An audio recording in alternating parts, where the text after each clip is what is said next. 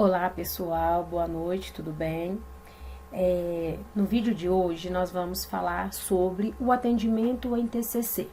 Para ter uma melhor compreensão sobre como é o atendimento, na clínica psicológica com a abordagem da TCC, é importante nós sabermos alguns conceitos ou apenas relembrar. Então vamos lá. Nós temos na TCC dois pressupostos sobre como que a terapia vai interpretar o que traz o paciente até a clínica, né?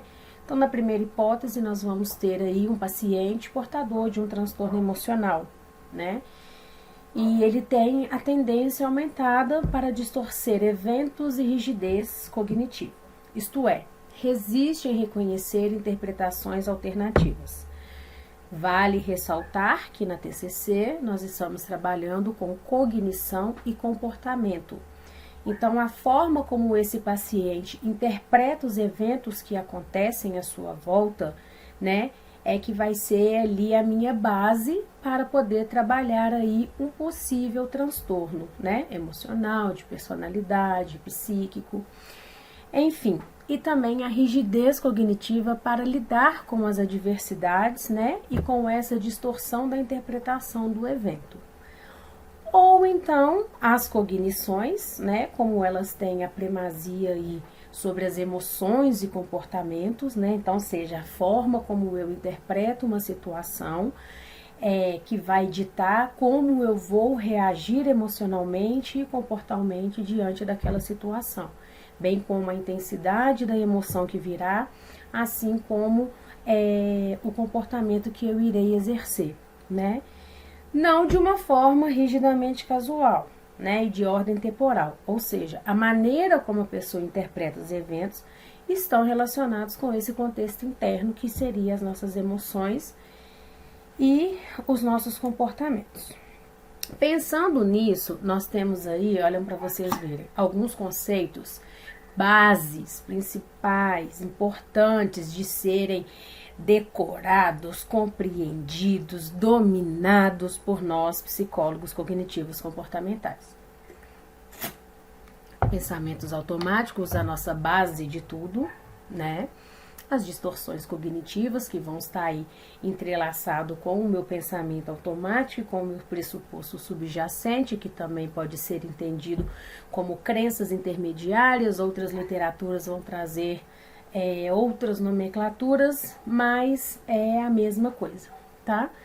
A crença nuclear como foco ali, central ali, e a conceituação cognitiva. Então vamos lá, falar de cada um. O que é o pensamento automático? Beck, que é o nosso fundador da abordagem cognitivo-comportamental, vai falar para a gente que o pensamento automáticos são fluxos de pensamentos que coexistem com o fluxo de pensamento mais manifesto. Ou seja, o pensamento automático, eu não paro para pensar sobre ele surge, Só que para ele surgir, em algum momento aquele pensamento já existiu, em algum momento eu já tive aquele tipo de pensamento, como por exemplo, nossa, o sinal abriu de uma vez, você vai atravessar, o sinal abriu de uma vez, nossa, se eu não correr o carro vai me atropelar, Então, assim, é um pensamento automático que surge mediante a situação, que você não vai parar para pensar sobre ele, mas que ele tem relação com outros pensamentos coexistentes, pensamentos de perigo, de alerta, de morte, de risco,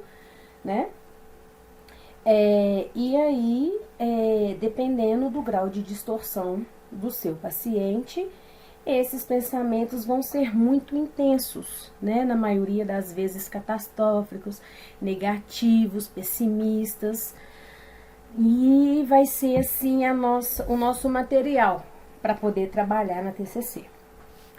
As distorções cognitivas, elas vão representar certos padrões no pensamento, Ou seja, as pessoas pensam sobre a realidade de uma maneira distorcida, o que vai causar diversos níveis de sofrimento. Mas que maneiras seriam essas? Mais para frente a gente vai ver alguns exemplos de distorções cognitivas, tá?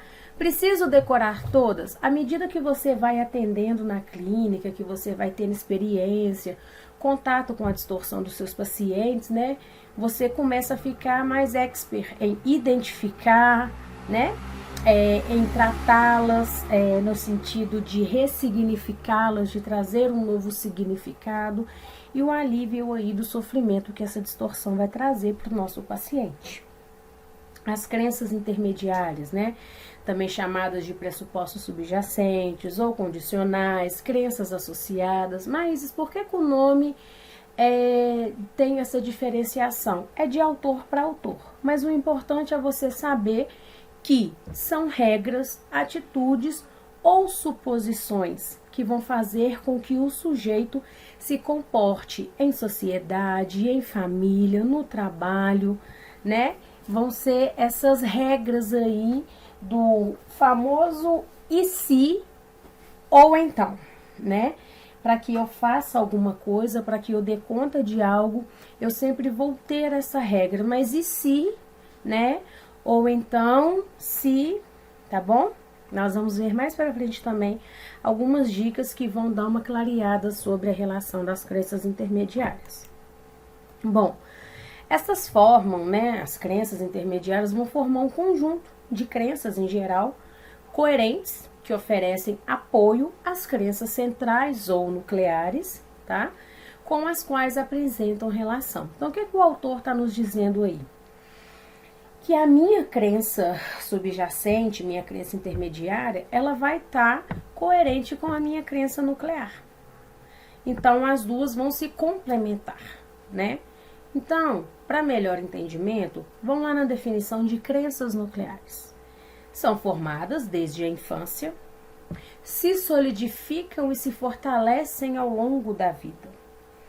É o nível cognitivo mais profundo, né? Então, ela vai consistir em ideias globais, absolutistas e muitas das vezes rígidas, né? São ideias enraizadas e cristalizadas, né? Que vão moldar o jeito de ser e de agir das pessoas.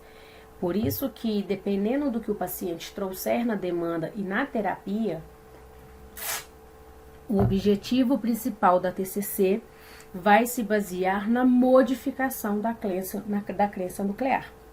Nós vamos ver mais para frente que Judith ela nomeia essas crenças nucleares e subdivide elas em 3, né? Mas o que não quer dizer que não existam mais crenças nucleares, tá bom? Mas a primazia da nossa TCC vai ser com base nesses 3 que a Judith vai trazer as definições pra gente para trabalhar com o paciente. Bom, na TCC nós temos uma coisa muito bacana, uma forma de psicoeducação, uma ferramenta de psicoeducação que se chama tríade cognitiva, né? Essa tríade cognitiva, quando Beck veio a desenvolvê-la, né, ele baseou-se em 3 pontos, por isso tríade de 3, né? Então, para fazer psicoeducação, eu sugiro que vocês façam um triângulo, o paciente visualizar mesmo assim, e coloque para ele, né, uma ponta do triângulo é a visão de si, que vai estar englobado ali a autoimagem, o autoconceito, né? Numa outra ponta do triângulo, a visão do outro, então a análise do outro, da sociedade, dos contextos, das opiniões, né? E uma visão do mundo ou do futuro, que é a previsão, regras em gerais, julgamentos. Estudos apontam que no depressivo, todos os 3 pontos de visão é negativo. Todos são negativos, né? No ansioso, geralmente, o meu futuro, como ele é incerto, e para o ansioso, tudo aquilo que é incerto, que eu não consigo controlar, que eu não consigo prever, que eu não consigo, né, saber ao certo o que vai acontecer, é negativo, é catastrófico, é perigoso, né? E então é negativo. E no depressivo, eu não tenho previsão de futuro, eu não acredito mais que as coisas possam melhorar, então é negativo. O outro não presta, o outro é uma pessoa muito má, ou então para mim é indiferente o que o outro pensa ou não. A sociedade é hipócrita, né? Eu não me encaixo nessa sociedade, a opinião do outro pouco me importa porque ele não me entende, então também é negativo no depressivo. Já o ansioso tem uma tendência a valorizar mais o outro do que a si próprio, né? Então, para o outro é mais fácil, o outro dá conta, né? Enquanto eu não, eu sou uma pessoa medíocre, eu sou uma pessoa incapaz, eu sou incompetente, eu não consigo, eu não dou conta, tudo que eu começo eu não termino. Então, essa é uma psicoeducação muito interessante para se fazer com todos os pacientes que entram na nossa clínica, para você, enquanto psicólogo, ter uma visão de como aquele paciente se vê, até mesmo para fazer o seu plano de tratamento futuro, para poder auxiliar, por exemplo, a autoimagem dele é muito negativa. Então, vamos tentar trabalhar essa autoimagem por meio de reforçamento, por meio de técnicas, né, que desenvolvam assim uma autonomia, para poder melhorar um pouco, né, e tornar essa tríade cognitiva um pouco mais flexível, sair dessa rigidez toda que o paciente apresentou na primeira sessão. E vocês vão ver que existe a dissonância cognitiva, né? Que é uma inconsistência lógica nas cognições, nos estados emocionais negativos, nos conflitos, né? Que também é uma forma de você fazer uma conceituação geral do seu paciente. Bom, quando se fala de estruturas mentais em TCC, nós vamos usar uma analogia de Freud. Vocês vão perceber que eu gosto muito de Freud, eu vou falar muito de Freud, né? E, querendo ou não, a psicanálise é o nosso berço, é ali que nasceu a nossa psicologia, né? E foi por meio de Freud que vários outros teóricos, por não concordar, por discordar, que foram desenvolvendo as suas abordagens, mas que não deixa de ter lá um pezinho na psicanálise. Então, Freud não fez a estrutura psíquica, o id, o ego, o superego, o consciente, o inconsciente, o pré-consciente. Pois é, o que Beck fez na TCC? As estruturas mentais, né? Então, aqui o esquema, por que tem a imagem da cebola? Para você imaginar que é camadas, né? Então, lá o miolinho da minha cebola é o meu esquema. Lembra lá de Piaget falando dos esquemas que a criança desenvolve nos estágios operatórios do desenvolvimento da criança? É basicamente isso, né? Só que aqui a gente está falando de esquemas mentais, né? Então, você está falando, por exemplo, do esquema que aquela criança que vive num lar opressor, regado de brigas, por um pai que é alcoólatra, que bate na mãe, uma família que tem 8 filhos, que passa necessidades básicas, né, de alimentação, de higiene pessoal, né, acesso à escola, saneamento básico. Então, essa criança ela vai desenvolver um esquema para sobreviver a esse meio, correto?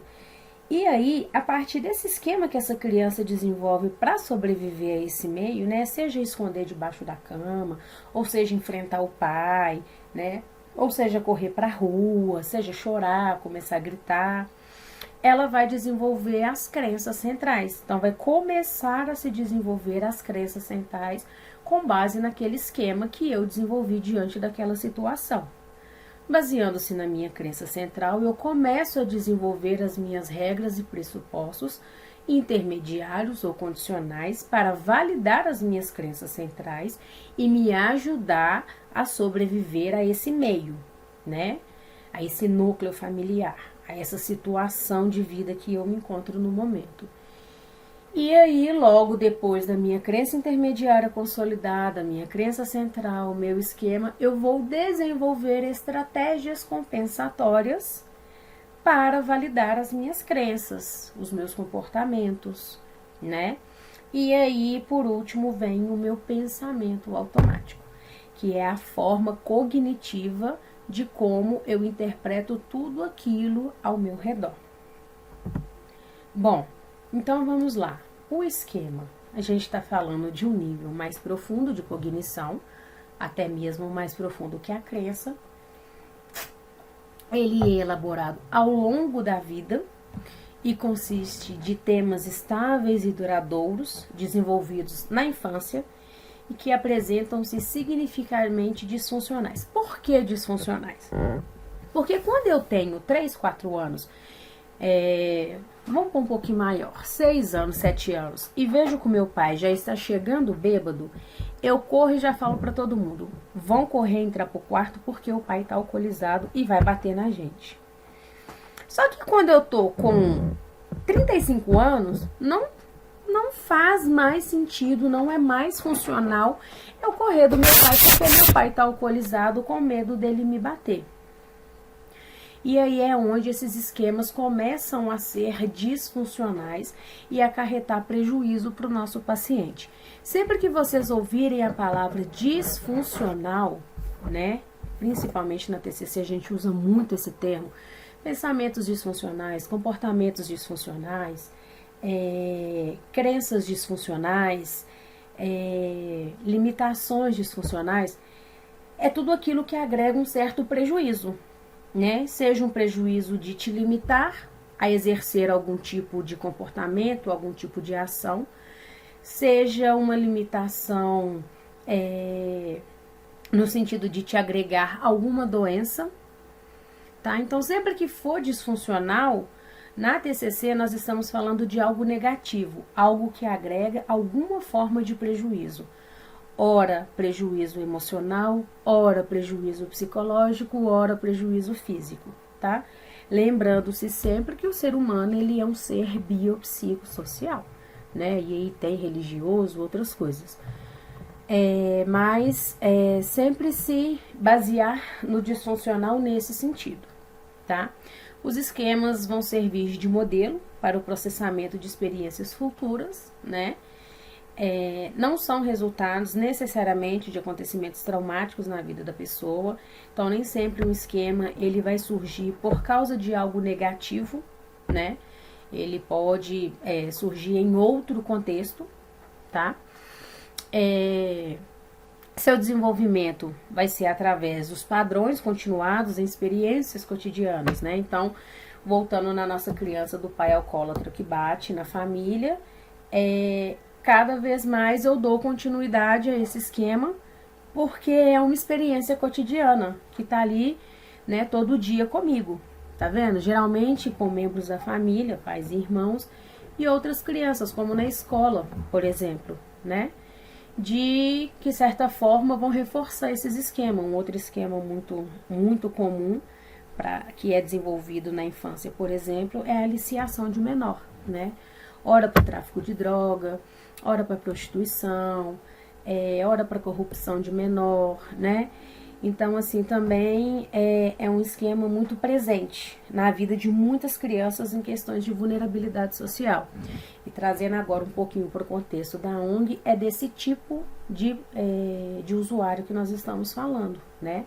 É esse tipo de público que a ONG atende, em situação de vulnerabilidade social, vulnerabilidade econômica, né, crianças com direitos violados, crianças que sofrem abusos psicológicos, que sofrem abusos físicos, que sofrem abusos sexuais.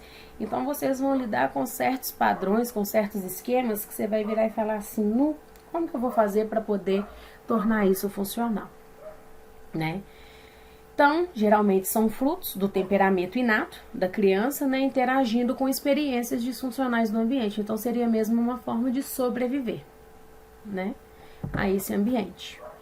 E aí tem uma coisa nos esquemas que a gente chama de domínio, né? Que é como se você subdividisse os tipos de esquemas que podem existir, né? Os que foram estudados e foram listados. Então nós estamos falando de desconexão e rejeição, autonomia e desempenho prejudicados, limites prejudicados, orientação para o outro, supervigilância e inibição, tá? São os mais... foi o que os estudos trouxe de mais comum, digamos assim, de uma certa forma na nossa população. E aí, indo para nossas crenças nucleares, nós temos aí alguns exemplos. Olha só, eu sou uma boa mãe. É uma crença disfuncional ou uma crença funcional? Sou burro. É uma crença funcional ou uma crença disfuncional? Sou inteligente. Se relacionar é essencial. Os outros são ignorantes. Não sou competente.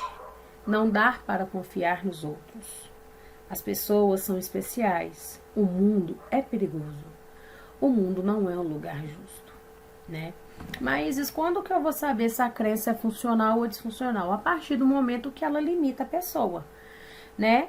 Então, se eu viro e falo que os outros são ignorantes e por isso eu não vou me relacionar, eu não vou conversar, eu não vou dar uma chance para que a outra pessoa me mostre que ela não é igual ao fulano que eu tive uma experiência negativa porque ele é muito ignorante, eu tendo a me tornar um sujeito antissocial, eu tendo a desenvolver, por exemplo, uma agorafobia, eu tendo a ter uma certa introversão, né?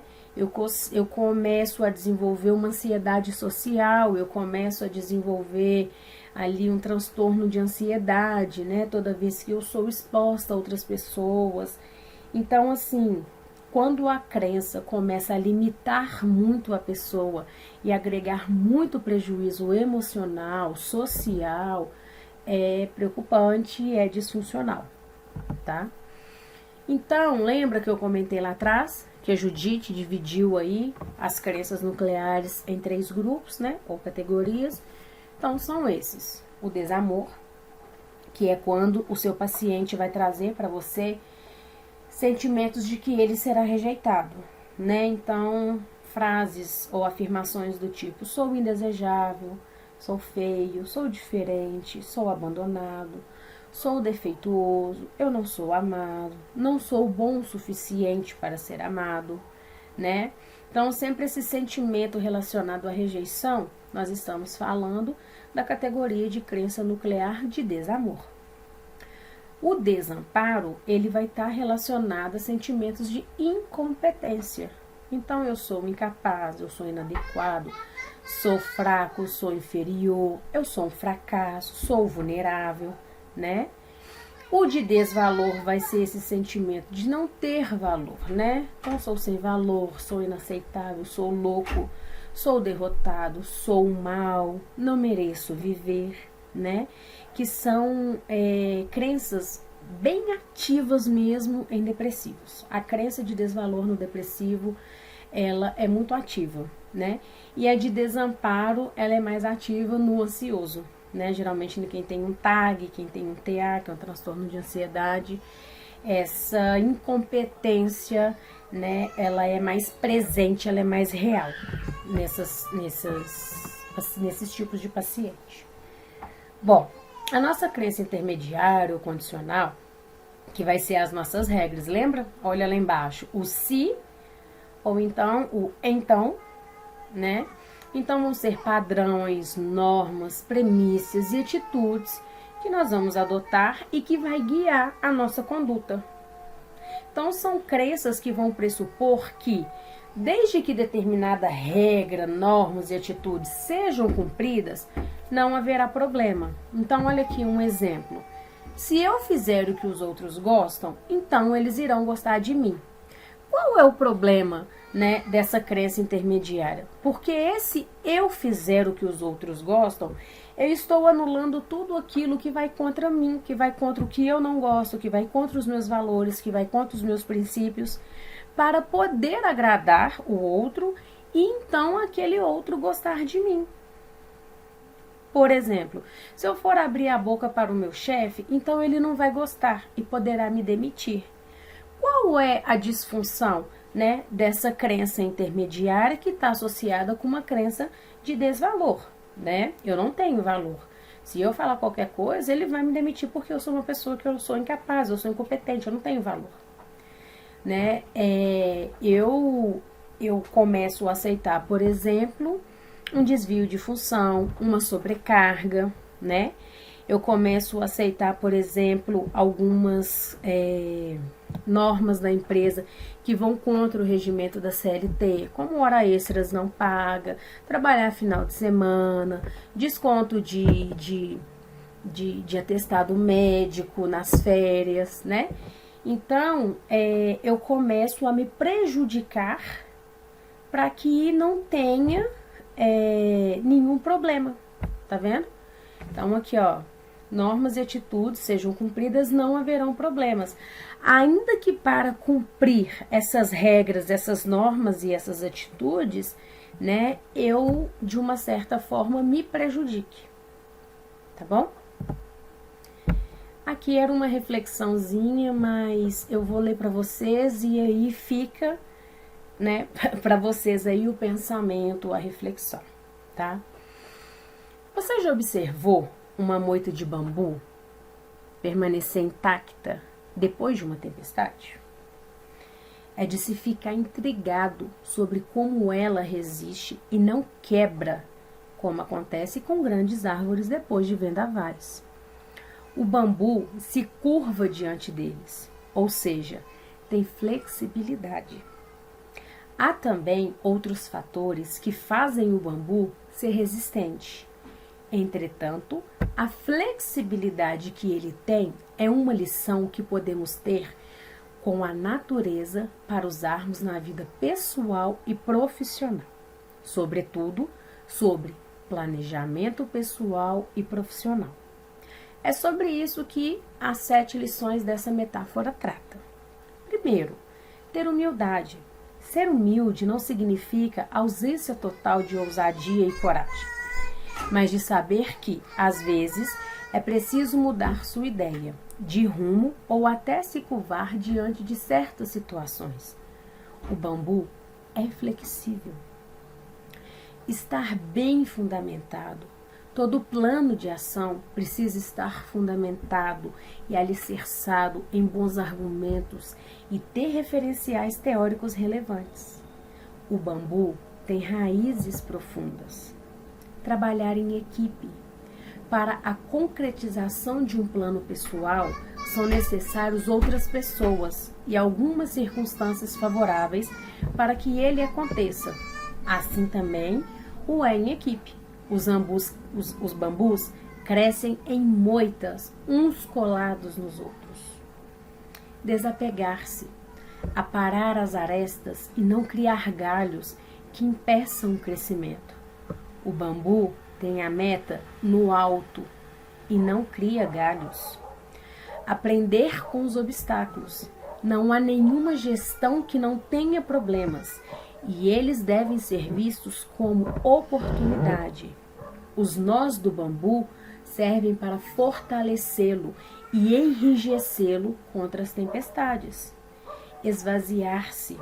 Na gestão pessoal e profissional, é preciso esvaziar-se de certas coisas para dar lugar às outras mais relevantes. O bambu é oco, o que possibilita seu crescimento com mais rapidez. Buscar as coisas do alto, ter metas e valores verdadeiros, pois quem tem ações vis não cresce nem como pessoa e nem como empreendedor. O bambu só cresce para o alto. Obrigada, gente.